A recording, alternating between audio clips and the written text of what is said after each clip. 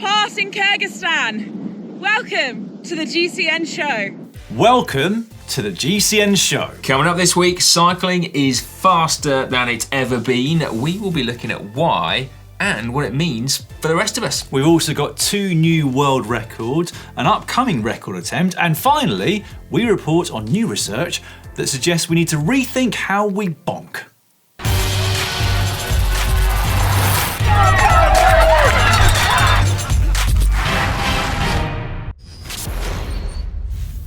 This week in the world of cycling, we learn that there's more than one new track bike on the block, judging by what the US team was racing at the World Championships last week. Yeah, Canyon are jumping into the fray with this serious looking bit of kit, but they have not yet publicly acknowledged its existence. No, but you don't have to be Sherlock Holmes to figure out who's made it. I think the giant logos give that away a little bit. Yeah.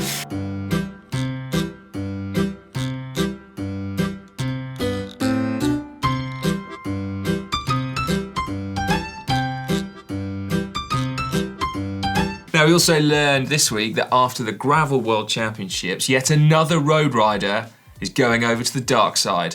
It's the world's oldest pro, Davide Rebellin. Ooh, watch out. We also learned that newly crowned world champion Marie Divine Kawami singing the national anthem on the podium was almost as impressive as her win in the 500-metre time trial.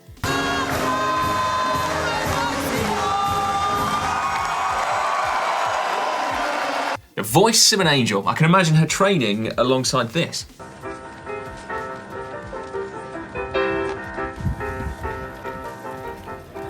Yes, that is a piano towed by a cargo bike ridden by Graham Freeman during the Open Street Santa Cruz event. Yes, right. Now, finally this week, we learned that cycling is faster than it's ever been. So at those UCI Track World Championships, Filippo Ganna broke his 2nd world record in the space of a week, this time in the 4-kilometre individual pursuit. And it was the first sub-4-minute individual pursuit ever at sea level.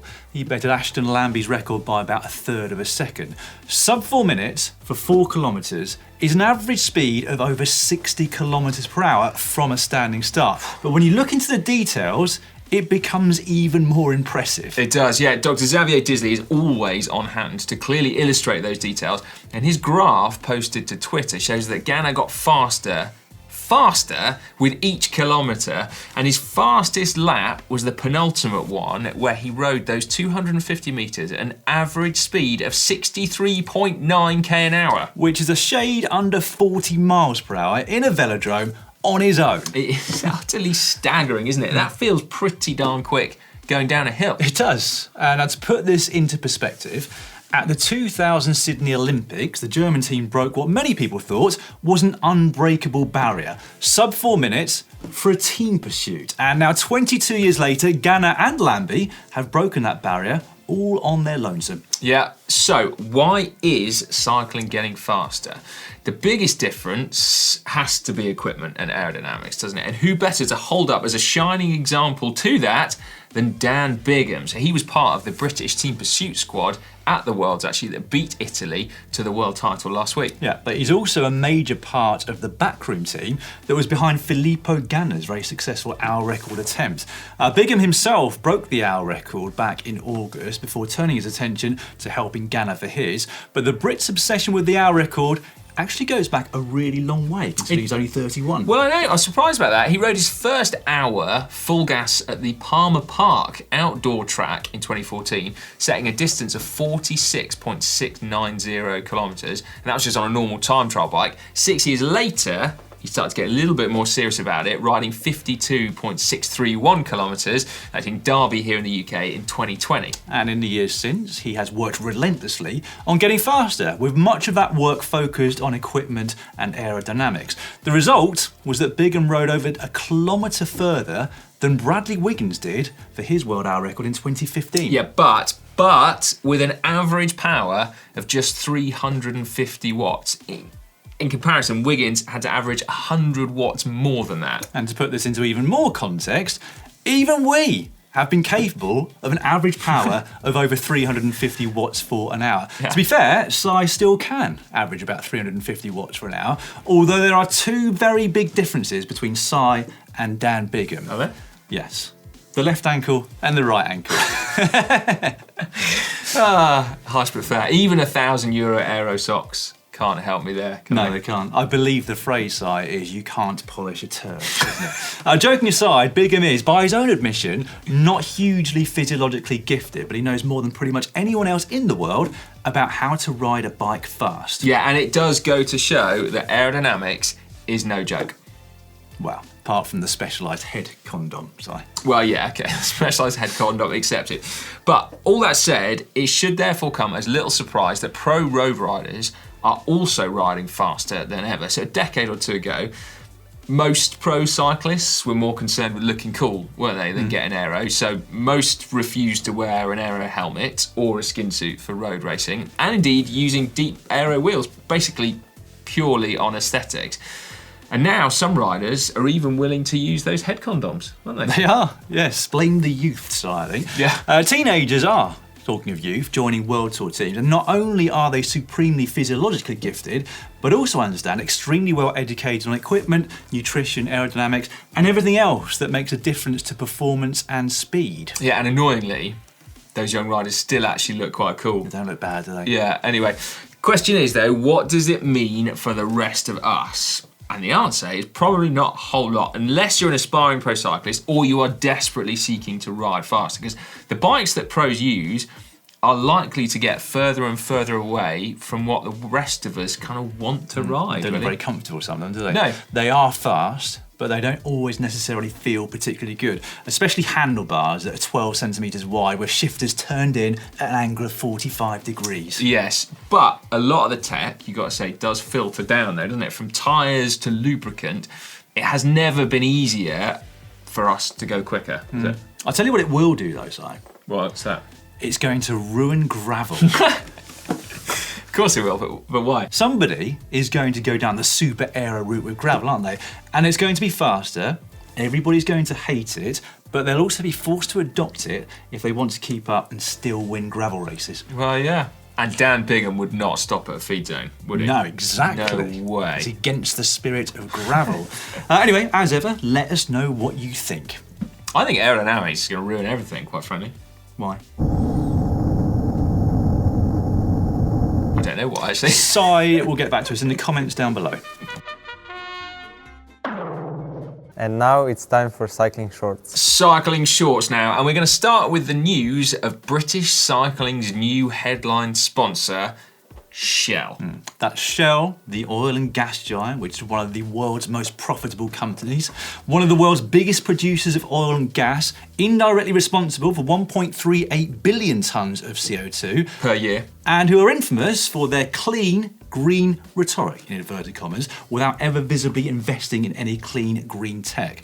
That is according to recent research from academics at Tohoku University in Japan.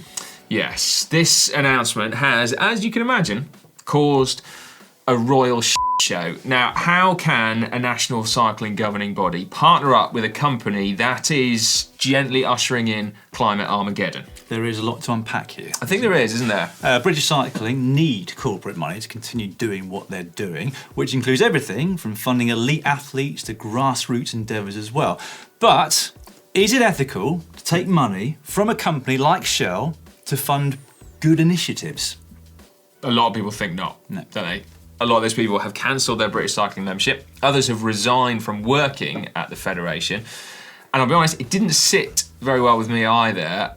Although the more I think about it, I think the one positive I can find from all this is that it helps cycling, which is good in terms of the funding anyway.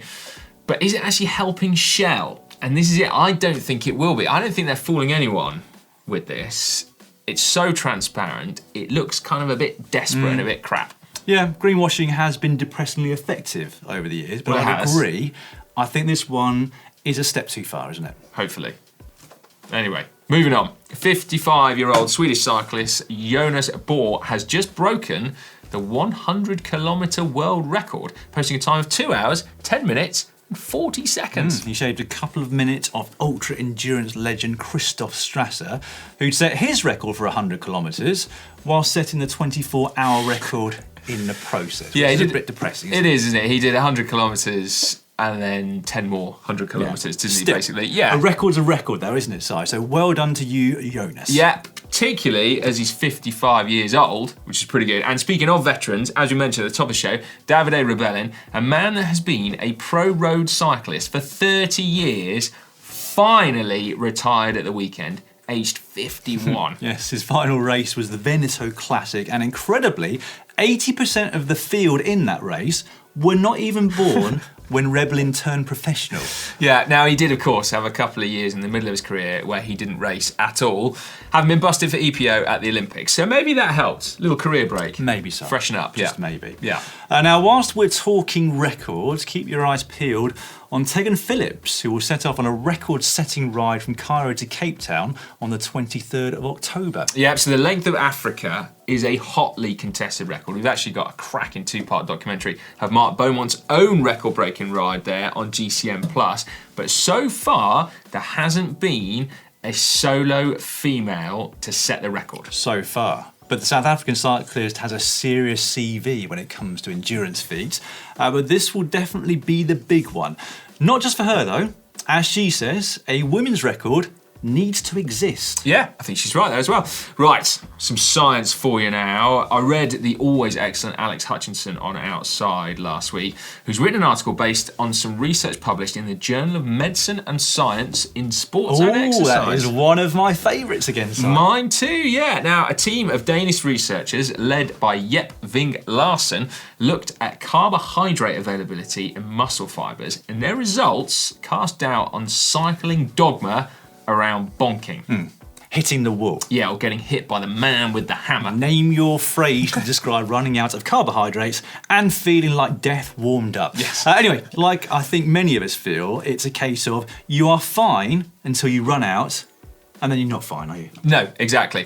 But this research shows that actually some muscle fibres run out of carbohydrate before others. And so even when you're running low on carbs, you can't perform the same high intensity efforts as you would when you're fully replete. I think we need to follow up on this, don't we? I think like we do. This next story, in fact. I noticed after we published last week's GCN show, there were a lot of videos on YouTube about the Gravel World Championships. And it made me feel a little bit bad because actually the Gravel Worlds, I thought, and I think you agree, Si, I do, were pretty good. But the one title that really confused me was the idea that the Gravel World Championships was, and I quote, a marketing fail. What? Firstly, it's a bike race. Selling bikes is not the priority. It's not the priority of the UCI. It's not the priority of the races. And I would argue as well that directly selling bikes off the back of individual races is not the priority of bike brands that are sponsoring the riders either. However, the fact that road bikes were ridden by the top 3 in the men's race is good marketing because a lot of people don't want gravel bikes, do they? They want road bikes. But knowing that your road bike can fit 35mm tyres and win a Gravel World Championships is pretty damn cool, isn't it? It is, isn't it? Yeah. Lucas Burr, who was the project engineering lead for the Canyon Ultimate that came first and third in the Gravel Worlds, told me with a big grin on his face, quite frankly, back in May, that his new bike could fit 35mm tyres on and was therefore able to do light gravel. While it is all too easy to be cynical about marketing in cycling... Like Shell, you mean? A bit like Shell, yes. There is no giant conspiracy that I'm aware of to flog people stuff that they don't actually need. Brands try and make the best products that they can that reflect what consumers like us want or are riding and then hope that people will buy them.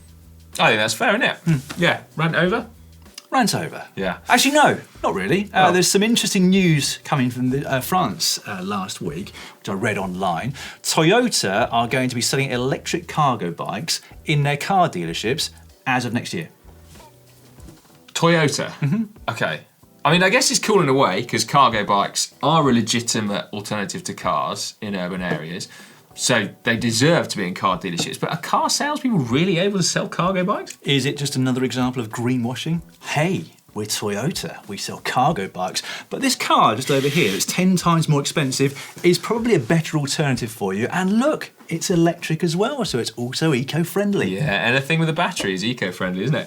Right, let's move on, once and for all, to the Giro d'Italia. because the 2023 route was revealed yesterday. You can head over to the GCN Racing YouTube channel for a detailed look at each of the stages. But the standout stage for me is the mountain time trial. 5 kilometers at 15%. Yes. Ridiculous, isn't it? It's the Monte Lesura climb, which is on the border with Australia and Switzerland. Australia and Switzerland? Austria and Switzerland. That's an interesting border. It's never before been used at the Giro d'Italia, but it looks like a beast, doesn't it? And for the unfortunate riders who are still left in the race by then, because it's stage 20, the penultimate day, after that 5 kilometre 15% section, they've still got almost 4 kilometres of climbing to do. Whoa, and they got 11 flat kilometres before it as well, haven't they? Yeah, bike changes, definitely. Bike change city, yeah. I should enjoy watching that one, and I think perhaps we should send Hank out to ride it first. Great as well. idea. How many yes. espresso do you think we should make him drink first this time?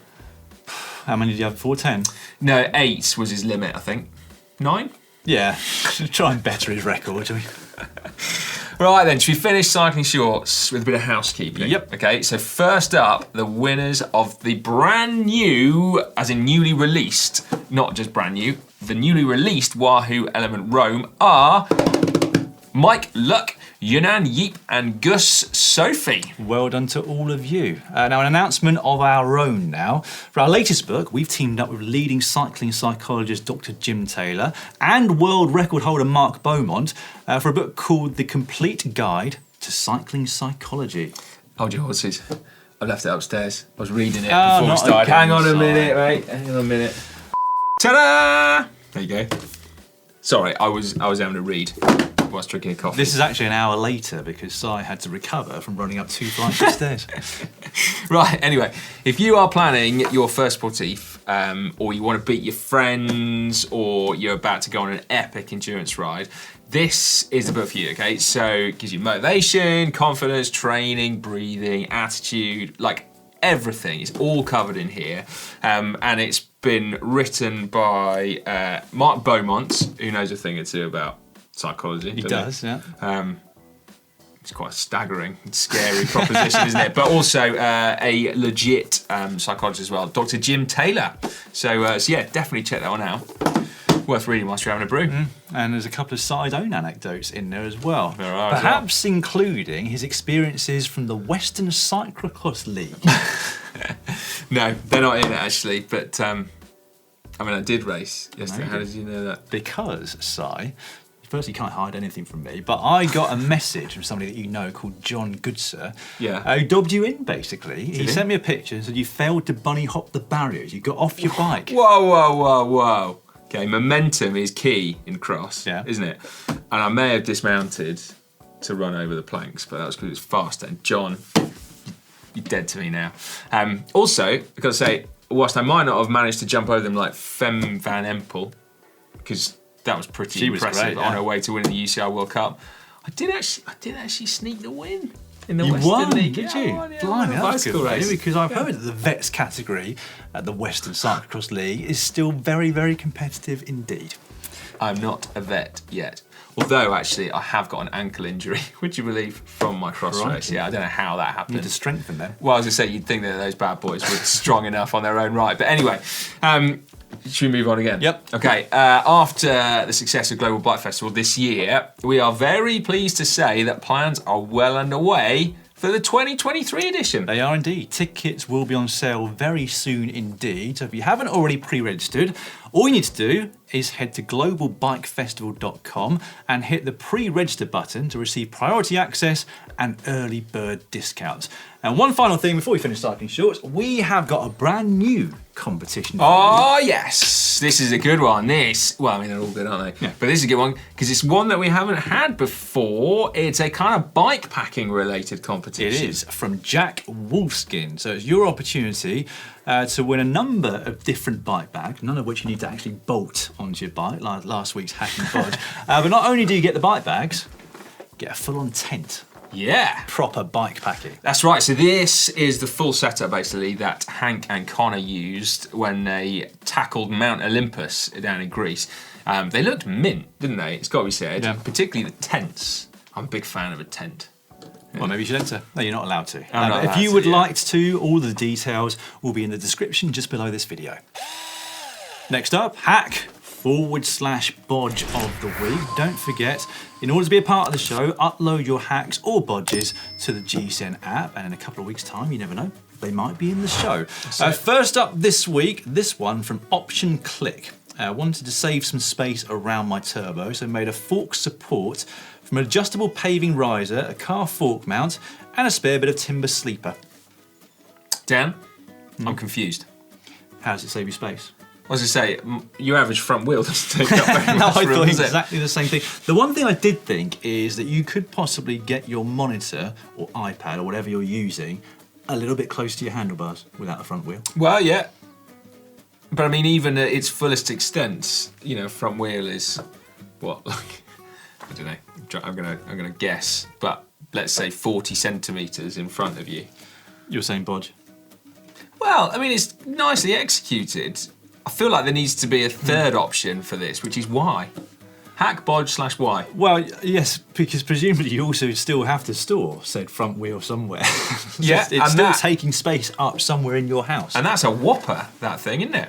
I am going to say Bodge. I'm really sorry about that one because it's nicely executed and I like the effort you've gone to it, Option Click. But I just don't understand it. Perhaps you could illustrate the space-saving nature of your front wheel stand, the front fork stand rather, in action. Yes. Get back in touch with more pictures to prove your point. I'll get Bodge as well. Yeah, all right. To be controversial. But we are in the minority side. We 20% of people voted Bodge, but 80% said hack. Okay, all right. Well, next up we got this one from Eric Landon, a wrench chain guide. Got this one from a friend visiting Stockholm. So, yeah, basically, if you ever need to get a bit of extra tension out of your chain whilst you're running a single speed, why not use an adjustable wrench with a very nifty bend in it? Yes, strapped on using zip ties, no less. Yeah, that is horrific, Dan. It is, but we'll revert once again to the fact that some people don't have much money, and this might have been their only option to stay mobile on a bike. So you never know. All right. With that caveat in place, okay, I'll get that. It's just not. It just feels like there might be a better way of doing it, even on a budget. quite possibly. Don't you think? Like, you can do it with an old rear derailleur. That's a very effective way of doing it. Okay, well, I'm still going to say hack. No, mate. No, Bodge. I'm sorry, that's a Bodge. Well, I was once again in the minority with 20% of viewers and app users. You're in the majority by saying Bodge, 80%. Okay. Right, moving on. Sorry. DH94, Science Computers briefly crashed over there. Well, it has. It's just booted me out of our script. What have you done that for? Champagne cork light mount. I shall share my laptop with you. No, it's fine, mate. I'm back in. I couldn't. Game I on. should take my laptop backside. I couldn't fit my lights to my aero handlebars, and currently have no GPS mount with GoPro adapter to solve the problem. So I took a champagne cork, mounted the light onto the cork, drilled a hole in it, and zip tied it, Bodge, to the stem. Works perfectly. I don't know what to say. I mean, it's a champagne cork, so that's quite classy, isn't it? It's slightly better than Prosecco, I guess. Yeah, exactly. That could be controversial. Yeah, it could. Yeah, no, we like Prosecco as well, and Cava. It's all nice. Anything sparkling. I don't really know what to say. I mean, well, yeah. That is. I don't know. I literally don't know what to say. Well, it's already been a long show, Si, so you better make your decision. Bodge. I am going hack for that one. Are you why? Because I could see the result and I wanted to, for once, be in the majority of voting. 63% went with hack. I just don't know why that even round your aero bar, like the stretchy mount for your light doesn't go round. True. There must be massive aero bars. You've got some prototype like aeroplane wing attached to the front. Well, the UCI has relaxed its ratio rule, hasn't it? There you go. I like the fact that it's centrally mounted. There you go. Yeah. Cool, right. Next up, we got this one from Robin Mertens 961. A custom Sugru rubber for Garmin radar. Now, I didn't know what Sugru rubber was, did you know? No, still don't. Well, it is apparently moldable glue. So there you go. What it means is that you can get a mount that fits onto oddly shaped tube sections. Ones that are super aero, for example, as opposed to just round. So there we go. his Garmin radar doesn't slide left and right anymore. Well, that's a hack from me. Well, and me too. And in fact, I want to get some of this Sugru stuff because I've got a Canyon Air Road as well, and my rear light, it does stay in put, but only if you really tighten it up. So there you go. Well, that if you looks do much do that, better. Si, make sure you take photos, upload them to the GCN app, and see if you get more than 83% hack in the voting. Well, I will then. Go on then. Challenge is on. Right, finally for hacks and bodges this week, Lucas Hoffman 3D printed mudguard mounts. Whoa. I wanted to mount my old road bike fenders on my cyclist bike to commute to work in the upcoming autumn and winter season, but the carbon frame has no mounting hole. Therefore, I printed 2 bridges, 20 grams a pair, which could be screwed in front of my V-brakes. Does a perfect job. My word. Dan, they say that there's nothing new under the sun. Does that not look like a suspension fork stiffener from It about does. 1994? I've still got my Rally titanium with Magura carbon fibre fork stiffener. There you go, you frame see. stiffener. So what you have done, Lucas Hoffman, is effectively reinvent The something wheel. from 1994, but this isn't to stiffen up your fork blades. Oh no, it's to mount a mudguard to, which, I mean, I wouldn't say it's the most aesthetically pleasing I of don't think solutions. it is, no. But if your mudguard stays in place, then that's kind of cool, isn't it? Yeah, maybe try black next time. Yeah, I mean, that is true. I was still going to give that a hack just to finish on a positive. No, I am too. It's 3D printed, so there we go. Yeah. That's always a bonus, Well, isn't it? 84% of you voted that a hack as well. Cool. That's been the end for this week. If I can get my words out, I look forward to next week's already. It's time now for Caption Competition, that part of the show where you get a chance to get your hands on a coveted GCN Elite water bottle. All you got to do is put a witty caption in the comment section down below. We'll pick out a winner next week. But first of all, before we show you this week's photo, we're going to go through the results from last week, where we gave you this photograph of the podium at the, what race was it again? Sparkus and Munsterland Giro, I think it was. Yeah, for some reason that just hasn't stuck with me. No. Anyway, winner this week is Rich, who put Caption Competition. Not everyone shares Wada's enthusiasm for surprise urine sample collection on the podium. Very well done to you, Rich. Get in touch with a message on Facebook and your address, and we'll get a bottle sent out to you. This week's photo comes from the Tour de Langkawi. This is Sjoerd Bax. I will get you started. Go on then, mate. When I said I was on fire, I didn't mean it literally. 2 bangers of captions, Dan. I like that very much. Oh, I thought that was a No, I the wasn't corner of my gonna eye, I fist thought bump that was a fist bump. No, it's fine. It was not awkward at all. He was actually on fire, wasn't he, that rider? What his name was? Yeah, he did. He won stage 6. Yeah, he did, so fair play. Put your best captions in the comment section down below and we'll pick a winner next week. A few comments from underneath last week's videos now before we tell you what's coming up on GCN this week. First up from Tanya Nitschke. You might remember we requested that Tanya wrote in under the show to tell us how she got on at the World Gravel Championships. Go on then. Gave us some really good details, so I'm going to have to read out a few parts of it. She said, gravel's about variety, so I don't really get why some people are now making such a hassle about the World Champs not being a proper gravel race. Tanya says her own race started quite well, but it was certainly not her lucky day. Taken down by another rider who didn't notice that they had to turn left after 45 kilometres. No chance to get back to my group or get to any other. Had a puncture of the type, is how she described it. What's a that shitty required puncture? an install of a spare tube. And also someone stole her deposited and hidden bottles on the course. No way. She was being self-sufficient on the day in true spirit of gravel. Well, Imagine getting to your bottles and they're gone. that It's heartbreaking, sucks, wouldn't it? doesn't it? Yeah. But cool that she says that that's what gravel is about. Can we give the last word to the Gravel World Champions to Lachlan Morton?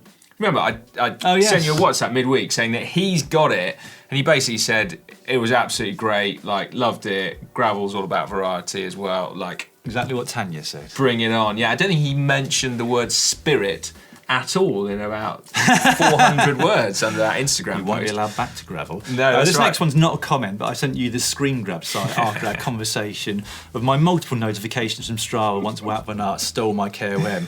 I looked in my emails, did a search for Wout and Strava, and this is what came up. If you look at the very bottom one there, you can see it's a thread of 79 emails on the 20th of August, on the 8th of August, 2020, and they continued to flood through every day for about 23 days. That is brilliant. 79 plus 8 plus 6 plus 6 plus 26 plus 4 Honestly, plus 2. and it was a Strava notification on my phone every time. I kept swiping it away just for it to reappear 20 minutes later. Whoever it was at Strava that trolled Dan, please get in touch because, well, we want to give you high fives or awkward fist bumps, one of the two.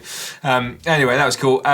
Sophie Sellers, another one who is being plagued by Dan's Alexa setting off. Thanks, Audie. Alexa just told us that Gruyere from Switzerland was named the world's best cheese in 2020. Cheese CN. I also noted that Jeff said that Dan's looking healthier than I've seen him in a long time. Keep doing what you're doing. What I'm doing is a lot of Botox, a bit of cheek uplifts, and some pull-ups. Now, and some moisturising. Dan's being modest. You've just invested in some tape to cover your mouth whilst you sleep. Oh, I have done that as well, yes. So nose breathing. It was actually Lorraine that invested in it. You just nicked it. So yeah, nose breathing and holding your breath and cold showers. I've kind of stopped the cold showers. Oh, yeah. Yeah, they're always uncomfortable. I am still doing the Wim Hof breathing technique every evening. There we Before go. bed. There you go. So that's the secret. That and Botox as well. Right. I haven't actually had Botox. Look. Yeah, no, clearly. Up close. There's no questions. Right, under bike packing mistakes to avoid, Sean Hanna put, this came up in my feed as 6 simple tips to avoid bike packing. I've been doing fine at that for years. You're going to crack one day, Sean. Trust me. Right, and then lastly, actually not quite lastly, under Racing Scotland's NC 500 in 29 hours, Strawhorn 1 said, this, Cy Richardson, is how you do a commute in Zone 2. Now that would be a big commute, 512 miles, and I don't think Mark was good for even 2 minutes work at the end of that record. But no. Also, why do you think I'm getting my Zone 2 wrong? Don't know. We are actually going to do a video on how to find your Zone 2, and I'm going to go into a lab and get fully tested metabolically and all sorts of that jazzle as well. Very fancy indeed. So yeah, we will know definitively how to find Zone 2 very soon. That video will not be out this week, but what we do have coming up for you on Wednesday, so tomorrow, is how to ride 50 miles. A bit of a milestone for lots of new riders, new cyclists, isn't it? And for you as well now. Thursday's video may need to be rewritten, given what we said earlier on in the show. It's how to survive the bonk. Well, yeah, that's very true. And then on Friday, we have got a video with this pair, Mark Beaumont and Dr. Jim Taylor as well. So basically running through some of the super good tips. Super good tips? Yes, doesn't sound like particularly good English. It's not great, is it? Anyway, some tips. Yep, thanks. From the book as well. So do make sure you check that one out. And then on Saturday, 105 versus DI2 is a video we made for you a few years back. Now, of course, we've got new Dura Ace and new 105, so we've gone back and we've even ridden the bike blindfolded outdoors. So, yeah, might pull a face.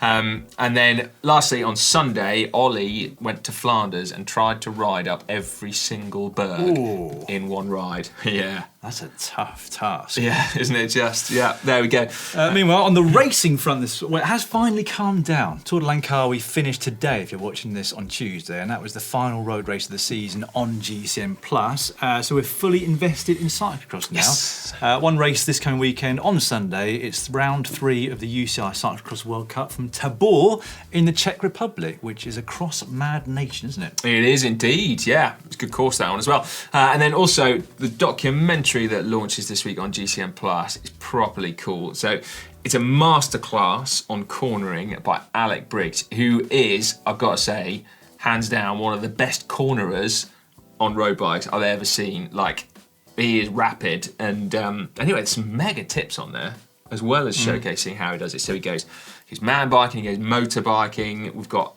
proper science in there as well. So do check that one out. It's very interesting indeed. You've got to be good at cornering to do well at those indoor races around multi-storey car parks. That you seem to succeed in quite regularly. Yeah, you do, yeah. Right, I think that's all for this week's GCN show. I'm off next week, so you'll be here with somebody else, but What are I'll you be doing, back Matt? with you in a couple of weeks' time. Is that just plastic surgery? Topping up my Botox. Yeah, okay, fair enough. Trying to get over 10 pull-ups. Really? In a single set, yeah. Any fillers? Possibly. In 2 weeks' time, Dan will come back with a trout pout.